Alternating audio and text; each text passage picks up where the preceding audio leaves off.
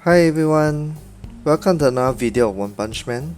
So today I woke up and then I look at the banner, right? I think there's a limited, summon for Deep Sea King. Yeah, this guy down here, Deep Sea King. So he'll be in the banner with, I think there's a drop rate, right? Let me just take a look. Yeah, there's a probability up. That means you are more likely to get Deep Sea King than any other SSR, which is 4 times better than the rates of the usual time when you can get Deep Sea King. Now, what do I think about that?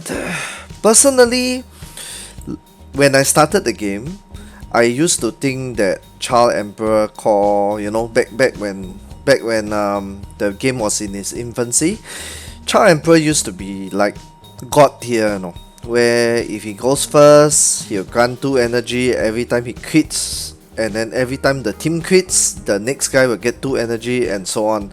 Why is that important? Is because you can cast ultimates, right? So you can go for a Cliff team. But after a while, like after you get like 1-2 months in, 3 months in, you start to see teams like Carnage Kabuto, with Carnage Kabuto, Deep Sea King, and so on, and then you start to realize that Deep Sea King is a direct counter to Child Emperor. Why do I say that? Because Deep Sea King, right? Let me just go through his skills with you. Alright, for his core, whenever your lineup blocks attacks, you immediately gain 1 energy. And you can trigger 4 times per round.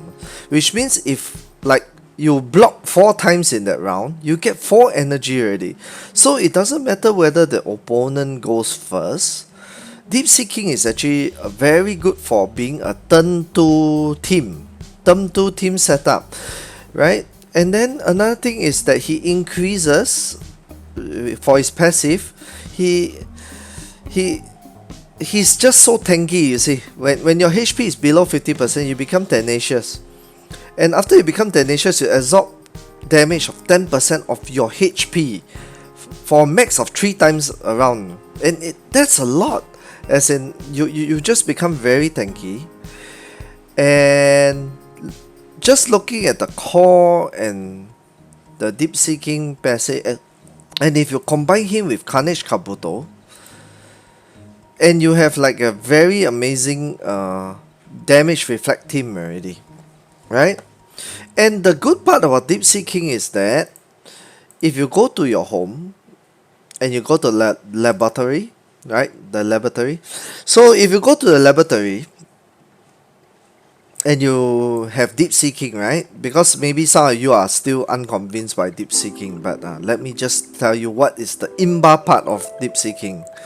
Now, if you upgrade your core to level 4, okay, take note of this. You upgrade your core to level 4, at the start of each round, you seal 2 enemy energy points for 1 round, which means for the first round, right? Now this is very imbalanced, because if let's say you start with Child Emperor, or you start with any hero that you start with a lineup that requires you to come out your ulti first, right? You will not be able to do that because Deep Sea King seals 2 energy, right? So if he seals 2 energy, you're basically screwed already. So if you have Deep Sea King and you upgrade him to core level 4, you'll be able to already get the 2 energy seal for the first round. And let me just tell you that this is like a free king, King's ultimate removes 2 energy from the opponent team, right? So King is also a counter for Child Emperor. But if you have Deep Sea King, in theory, you do not really need King. But of course, if you have King, that's even better. So you can totally just make sure the opponent never ever comes out any skills and ultimate. So what do I think about getting Deep Sea King? I think that you should roll all out for Deep Sea King. Personally, I feel that Deep Sea King is a very good call, and since we are going towards a monster lineup sort of meta soon, I think that Deep Sea King will be very relevant. Okay, I'm also building my Deep Sea King right now, and I think the gear for him, if let's say you want to gear him up, will be suit set with HP and attack. But of course, right now I'm just slapping any gear I have on him because I'm not really building him yet, but I'm building him. And in Live Clash, I virtually use him every round in Live Clash. You can see under my most used, I'm now at just let me show you.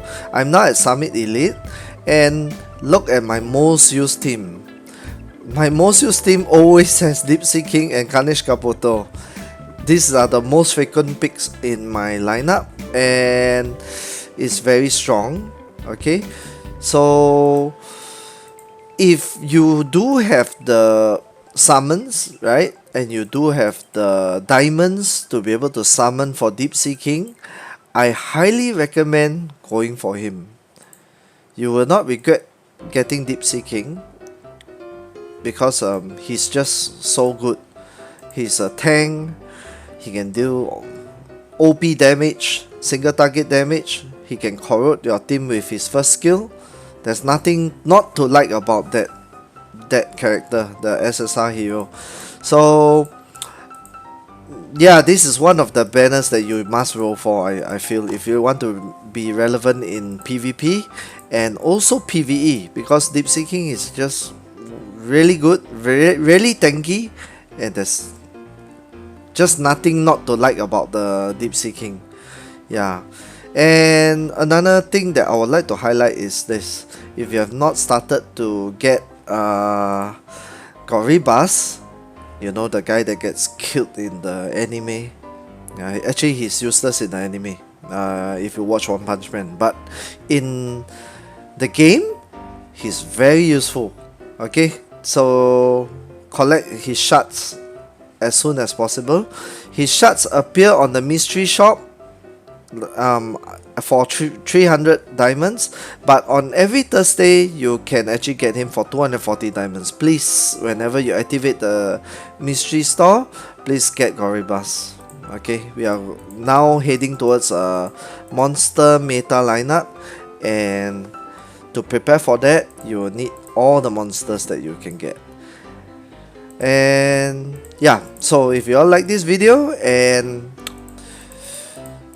you like the content that I give out and the tips that I give, please give my channel a like and a subscribe. It'll be much appreciated. And of course, I'll be doing videos every week and live clashes and so on to hopefully bring you all more tips. Yeah. And of course, sometimes I'll take random videos that if I see off YouTube and so on and comment on them also. Yeah, because right now I think that's a thing. Okay, so do share, like and subscribe this video, and I'll see you in the next video.